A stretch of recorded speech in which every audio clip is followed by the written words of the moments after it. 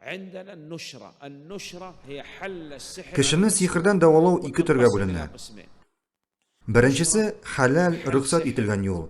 Монда шәригать шартларына туры китереп рукъя уку, ягъни эшкәрү, корт балы ашау, хиҗама ясау һәм инде Аллаһка шушы бәладән коткаруын сорап дуга белән ялвару керә. Икенчесе тыелган төр, ул да булса сихрне сихр белән чыгару. Монысы ярамый. Пәйгамбәребездән сихр белән сихрне чыгару турында сорадылар. Пәйгамбәребез Аллаһның аңа салаваты һәм сәламе булсын, бу шайтан гамәленнән диде. Әгәр берәр галимнең сихрне сихр белән дәвалау ярый дигән фәтвасын күрсәк, нәрсә дип әйтәбез? Бу Аллаһның китабына, Пәйгамбәребезнең сөннәтенә, сәхабәләрнең һәм безгә кадәр булган имамнарыбызның сүзләренә каршы килә дибез.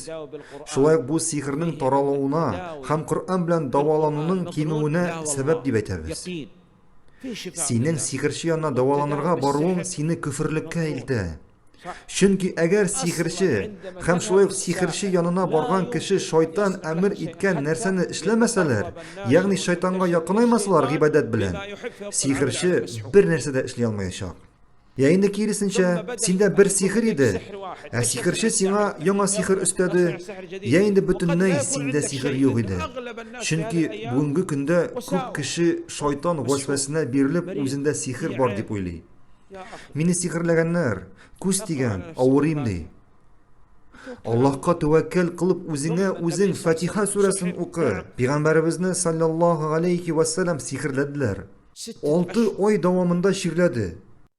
Нишләде? Түзде. Янәк авыруы белән авыручы хатын Пәйгамбәребез янына килеп, "Я Аллаһның илчесе, миндә эпилепсия. Аллаһтан сора әле, мине шушы авыруымнан терелтүен" диде. Пәйгамбәребез телисең икән, сорыйм Аллаһтан. Телисең икән, түз һәм сиңа җәннәт булачак диде.